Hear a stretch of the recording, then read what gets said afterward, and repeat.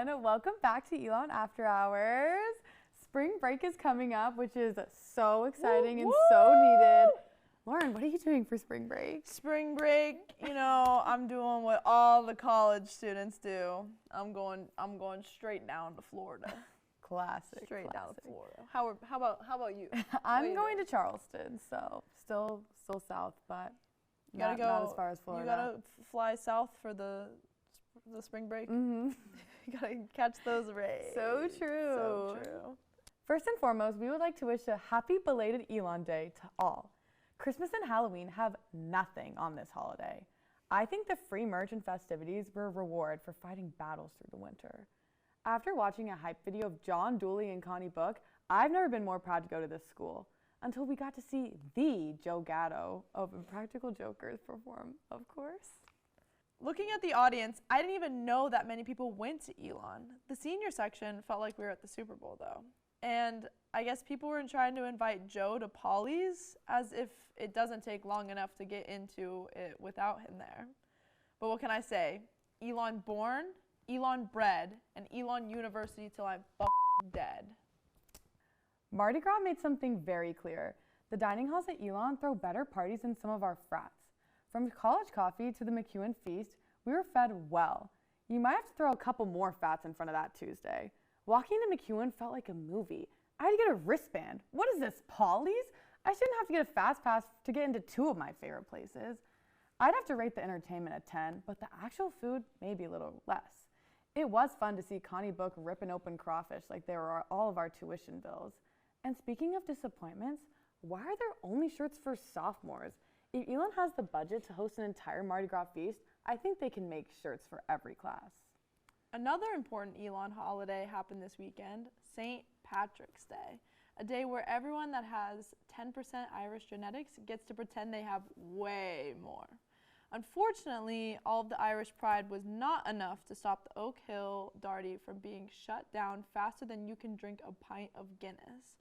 Whatever happened to fun? Was the ginger run really that harmful to society? At least we can all mourn the loss of Saturday over a shamrock shake. So true. The Oscars happened at the beginning of the month, and like during Cynthia Erivo and Ariana Grande's life-changing performance of Defying Gravity, there were a lot of highs and lows. I would have rather listened to them sing the entire Wicked soundtrack than Conan O'Brien be a mess of a host. With the obvious exception of Amy Schumer, from now on we've decided we need to have only a woman host everything. There were also many moments we wanted the producers to just cut the mics and spare us from having to listen to some pretty terrible speeches. I did not expect to be subjected to the Amelia Perez songwriters singing Amelia, or an hour of Adrian Brody going on about absolutely nothing. If you didn't deserve to win the award, you honestly shouldn't even get to talk.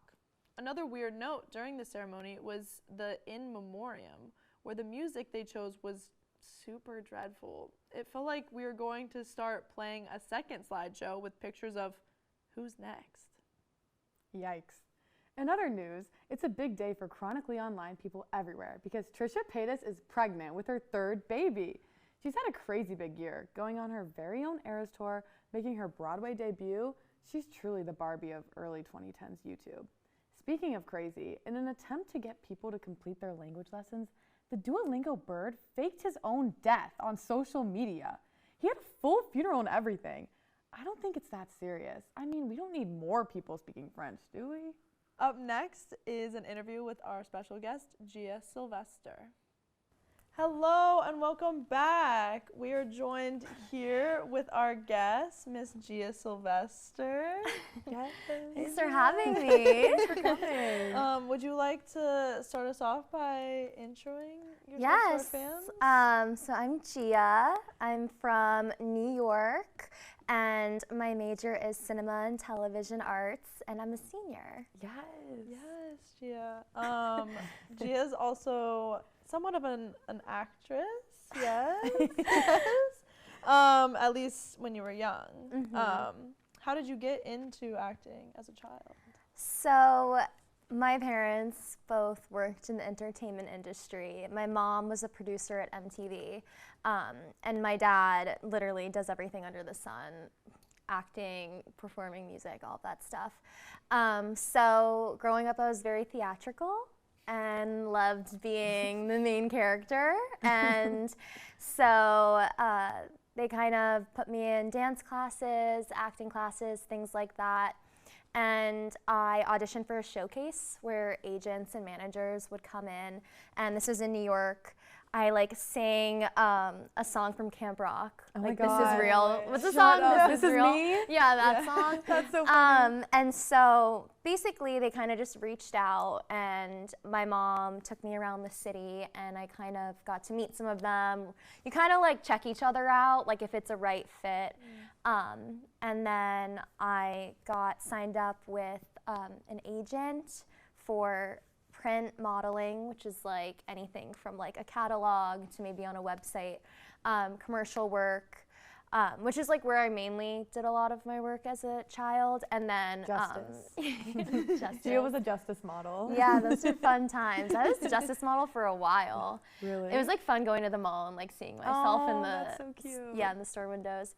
But kind of just signed across all departments with my agent and then my manager, and my mom just started taking me out on auditions. I booked my first audition I ever went on. Aww. Yeah, so that's kind of how it started, and I've been doing it up until last summer. How old were you when you started? I think I was in 3rd grade when I signed, so it was probably 8 or 9. Wow. Yeah. That's crazy. crazy. Did you love it? Did you? Yeah, I did love it because I certainly, when I was younger, I loved the attention of all of it, and I definitely thought it was super fun. But sometimes I would feel insecure, didn't want to be there, when I would see friends going and doing other things, especially when it became middle school, early high school time, when I wanted to go to the football games and stuff that. But I had jobs to do. But I did love it, and I still love it now. Yeah. Yeah, I was gonna ask you, did you miss out on school or anything for a project ever? Yeah, so I had to come in and do extra gym classes and stuff because I always missed it. It was at the end of the day, all throughout elementary school and middle school, and I would have to come in when I didn't have class. Sometimes I would be completely alone doing additional gym classes. Oh my gosh. Wow. But my mom would just sign me out, and I had a tutor on set majority of the time that would log my hours and what work I was doing, and that would get sent to the school. So the school kind of knew what was going on, and I had a lot of leeway with my schedule, but gym class, Dang. they did not Wow, screw that's around crazy. with that. Yeah. That's insane. That is crazy. What was your favorite project you worked on? My favorite project. Well, Justice was really fun because it was a group of girls. They take a few girls at a time, and then we were doing campaigns for 2 years together. So I got to know those girls really well, but I love doing voiceover acting. I took that class in LA because it's so fun and it's just so chill, and it's the easiest job to do in the world because you're just in there with headphones. So when I got an audition, and it was for an English dubbed anime movie, and they gave me a couple sides, which is 2 scenes, I think, and I wanted to go to this pool party so bad. And I was my dad would always help me with my auditions and stuff, and I would just do it into voice memos and send it off to the people. And I sat down with my dad really quickly. He's let's get it done, and he really has an ear for what things should sound like. So we did it together, thought nothing of it, and then I booked that, and that was so fun because the English dub version then went up on Netflix and things like that. So, and a lot of people really liked it. I had one class where someone with Sowage, someone brought up the movie. Are you serious? Yeah, and my face got so red, and I was oh my God. And I probably shouldn't have said this. I was I'm in the movie, and got even more red. Yeah. That's got so even funny. more red, but that was really fun to do that because obviously it was really impactful for a lot of people. That movie specifically because it's Really? about a deaf girl and how she was treated in school, and I was the mean girl, of course, in the movie. But it was really fun to do. That kind of stuff. How old were you when you did that? When I did that, it was, I think, right before my freshman year of high school. Okay. So the summer before that, yeah. Love that. So- Would you ever do voice acting again? Yes, that's like the kind of acting that like I can see me doing like long term in the future, because it's like not a lot of pressure at all, and it's just like more so fun. So I definitely like doing that, especially like, the commercial one. Like, I love projecting my voice in that way. It's so fun to do the advertisements. Yes. Yeah, and I feel like having the like script in front of you and being able to just like look at it and not have to memorize anything. Yeah, That's it's would be definitely nice. easier. Yeah. That was like the worst part of auditioning, because when I would get scripts, like if it was a self-tape where I'm recording it like on my own in a studio, I can mess up as much as I like need to finally get the right take. But when I used to have those auditions in person, I would have to totally get in a different mindset, because I had to tell myself like it's gonna be okay. Like if I mess up in front of these people, it's going to be okay. Even though the stakes were so high, because you want this casting director, casting company to reach out again when another project comes up. I can't even think of a time where like really messed up, but I did shoot a Honda commercial that was like in collaboration with like National Baseball League, NBL or whatever. That's probably not even right. I don't know me on that. MLB.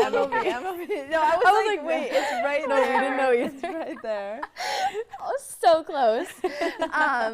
Yeah, so we were like filming. I had like a baseball outfit on, and they were like, "So we're gonna do a monologue with you," and I was okay. And the monologue is this huge, and like we're just gonna cut around and like pick and choose what we want. And I had to learn it in 10 minutes. And I was like, I hope I don't mess this up. I messed up a couple times, and they were like, you're doing great. And we finally like got it. Probably filming it for 30 minutes, but that was like a scary moment, because I was like, I'm being paid to be here right now. This isn't even an audition. Yeah. So I need to like deliver. Yeah. So totally. those are a little more difficult Yeah. than voiceovers. How would you say the experience of child acting has shaped you into who you are today? I think I bring a level of professionalism in any room that I'm in, just based on having to be an adult when I was a child and work in an adult industry. Also, it definitely made me humble and made me kind of put a lot of things in perspective. I don't take rejection really hard or criticism really hard, because that built character growing up. And I just have so much respect for kids that do it. And I would love to work with kids in the future in the industry. But I mean, it definitely, made me way more mature at any age while I was going through that experience. Yeah, that makes sense. Yeah. So speaking of LA and your internship, like you did earlier, so why did you participate in the Elon LA program? So I kind of applied on a whim, and I didn't really like know anyone who was going other than Avery and like you from like just having class together. So I just took the leap of faith and went over there, because I figured I would probably learn a lot about myself going on my own, and also where I fit in this industry. Because when I was working in New York throughout my life, I kind of understood where I fit in there, like as a performer and as a union member. But I wanted to see how my skills being in front of the camera translate to being behind the camera, and that's only through experience. Right. Yeah. So I just wanted to learn a lot, and obviously the industry is booming over on the West Coast. So that's exactly why I decided to do that. Yeah. I loved LA. Did you have a good time? I loved LA. I might be working there again, which is really Yes. exciting. I was talking to my friends about LA, and I was like, you can go to Italy while you're in LA. Go to Catalina Island. You can go to the mountains. Like, It's the best place ever. It is the best place ever. I'm so upset about the fires and everything that happened know. with that, but it is seriously so gorgeous there. It is. It really is. Yeah, I Yeah. remember when you were like deciding if you wanted to go, because we had a class together in the Yeah, spring yeah. leading up, and I was like, you have to go. You have to. It was Yeah. so fun. Yeah. Yeah, it was like the best thing I could have done for myself at the time. I was so comfortable with like where I was, and like had no idea what I wanted to do. And then when I went out there, went through my internship, like made new friends, built relationships in and outside of the industry, like it really again, maturity for sure when you're like on your own. But it really made me realize this is definitely something I want to continue doing with my life. Because I feel like when you're a junior and senior, you're like, what am I going to do? Yeah. Is this the right thing? But it definitely made me realize that that was the industry that I was very passionate about and what I wanted to do. Love that. Can you tell us a little bit about your internship in LA? What'd you do? Yes, so I worked at Slash Management. So it's a talent management firm for multi-hyphenate talent with digital audiences. So that goes across, all different types of talent. It could be from people who have a following, from influencing and their brand partnerships and brand deals, which is a majority of their clients, to dancers or families that make like family content together, or gamers, athletes. We manage a lot of people who kind of like walk the red carpet and like ask those kinds of questions and stuff. So anyone with a digital following that, kind of had talent in one way or another. So it was really fun. There was I used to dance with this girl named Presley, and she was managed by the CEO of Slash. Oh, really? So I got to reconnect with her through that. She sings, so like that's her thing. Yeah. And she dances, and that was really fun. But my day-to-day was like scouting talent for the managers, updating the database where we kind of track their engagement, following. I would look out for social media trends. I do a lot of talent and social media audits, so kind of just research what's going on with their social media and how we can put them in the right direction, and what brands they should be working with or staying away from, and really developing their brand as people. And then also I was on the production side, which I do not, that is not really my thing. And my like mentor slash like supervisor, his name was Jack, he was awesome. He knew that wasn't my thing. It was so funny. He would kind of just like let me be his little buddy and follow him around, and he would still do all of that stuff. But I definitely learned so much, but in learning so much, you learn what you don't want to do, and that's something that I don't want to do. But the talent management aspect and talent agency is something that I really would want to do. Yeah. Love that. Speaking of being in production, a big project we worked on together was Hung Up, the three of us. Yes. I would say we learned a lot about so much production on that. Yeah. So for our advanced narrative production class, it's like the final film class at Elon. You have to do a short film, obviously. And so all three of us, plus Avery, our producer, we're a group, and Lauren and I wrote the script, and then Gia directed it. Lauren was assistant director, I was the editor, and Avery was producer. Yeah. And it was a much team fun. effort. Yeah. It was. And we had a wonderful cast. We did. We had so many cast members. So many. Because it was supposed to take place in a bar, and we didn't realize that we needed all of these extras to make it look like an actual the extras was the hardest part. Yeah. But the actual main characters, like our leads, made it come to life. Yeah, totally. Definitely. Their performances were definitely like spot on for what we were looking oh my God, for. Yeah. And we got really lucky with that because it's hard with like everything that the acting school does and then everything we have to accomplish. So the fact that it turned out like as good as it did, I am like so pleased with it. I know. I was really happy. Yeah. And shout out Jeff, who owns the Mission. Yes, shout out the Mission. Shout out to film there, which was so nice. Oh my God, he was the best. Everyone go to the Mission. Yeah, everyone just should go to meet the Jeff Mission and see the set of Hung Up. Yeah, go visit our set. Yes. We made it famous. We made did. the Mission famous. Yeah, I feel like we should give a log line, a description. Do we give a log line of the movie? I don't. It. Do you want to do it? Yeah. I don't Yeah, remember. drop the log I don't line. remember what it was. So basically, it's about I literally wrote the script. So a girl goes to the bar. Yes, A girl walks into a and her bar. friend her friend go to the bar. One She only has one friend. And she sees a guy that she likes, and it's kind of just following her through this journey of Yeah. talking to this guy. And he isn't who he seems. He's not Yeah. what he seems to be. And that's all we can say about that. It's a life lesson. So we'll be right back with a little game with Gia. So yeah, stay tuned.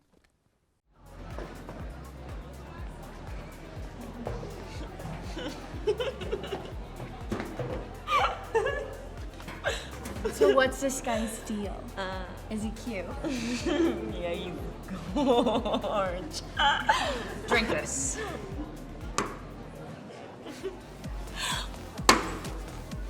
Oh my god, I love this song.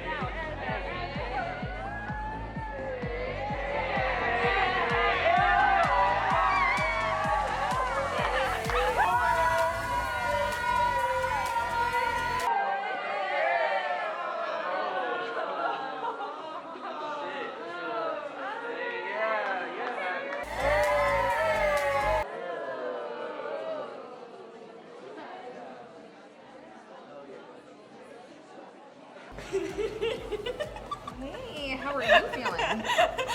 I feel on top of the world. Nothing can stop me now. I'm gonna do it. Do what? Talk to Brett.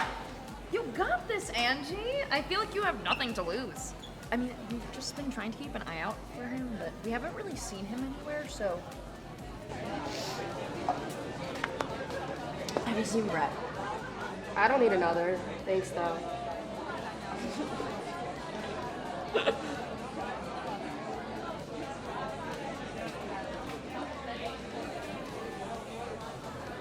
you seen Brett? I don't know a jet. What? Yeah.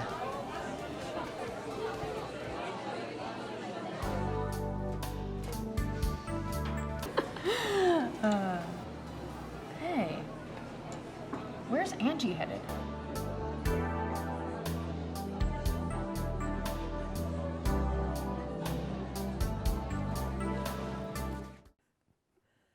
Today we are introducing a new bit, Joke Swap.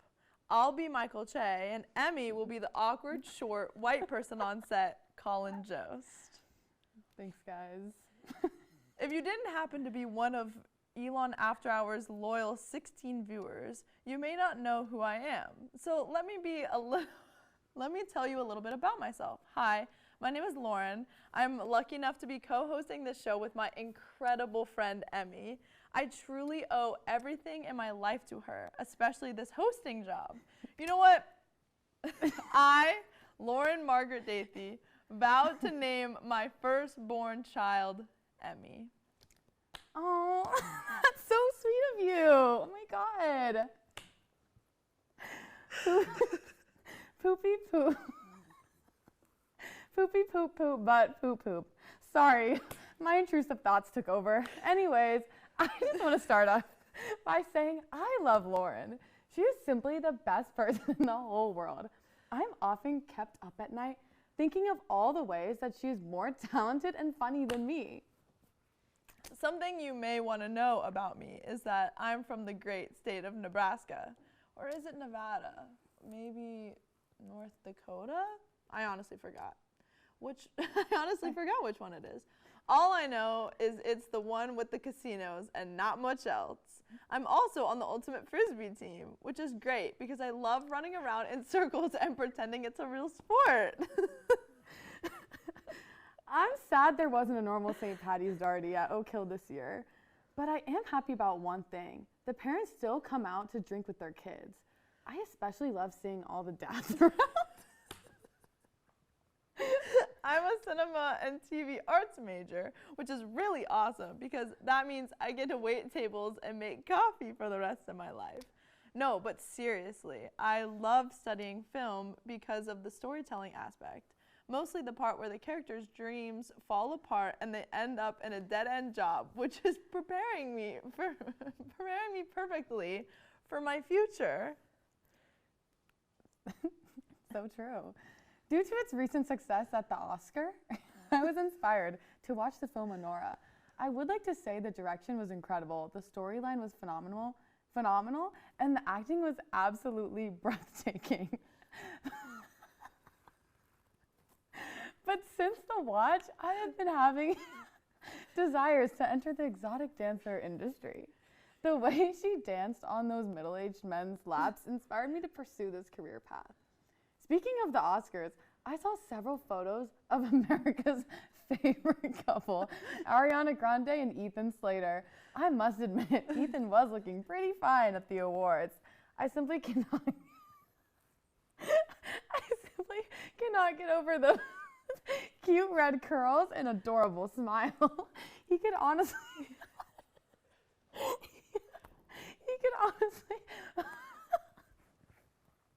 balk me anytime.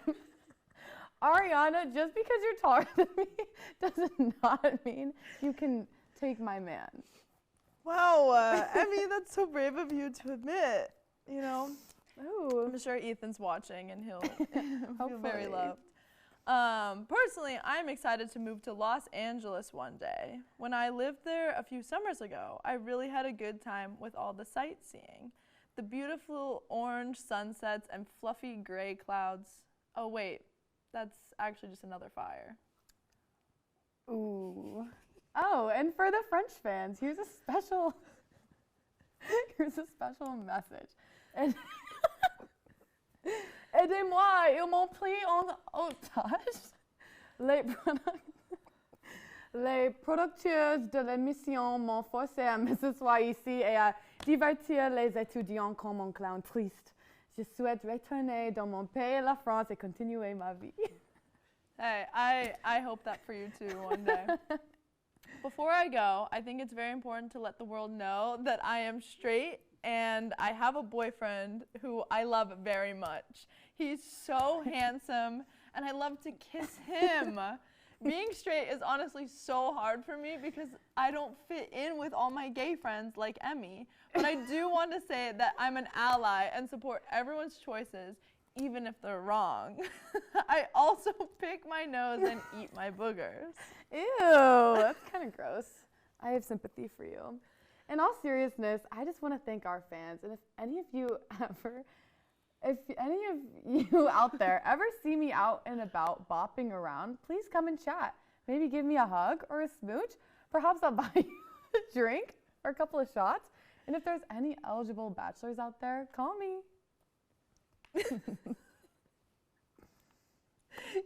Yay, that's all. Hey guys, welcome back. Today we're going to be playing a game with our guest Gia called 5-second summaries. And basically all of us have a list of movies on our card and we have to describe what the movie is without using like actor names, the title, or character names. So I can go first. Okay. So there's this girl and she moves to America from Africa and she goes to high school. Mean Girls. Yeah, I think Lauren got it. You did get it before me. That was such a good one. Thanks. Okay, should I go next? Yeah. Yes. Okay, so there's this cool guy and this super sweet girl, and it's very sing-songy, musical, and Grease? it's a classic. Yes. Oh, nice. Okay. Guys,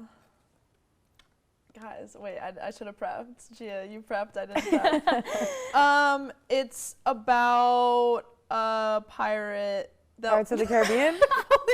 Wait, yeah, minus points. Minus points for her. No.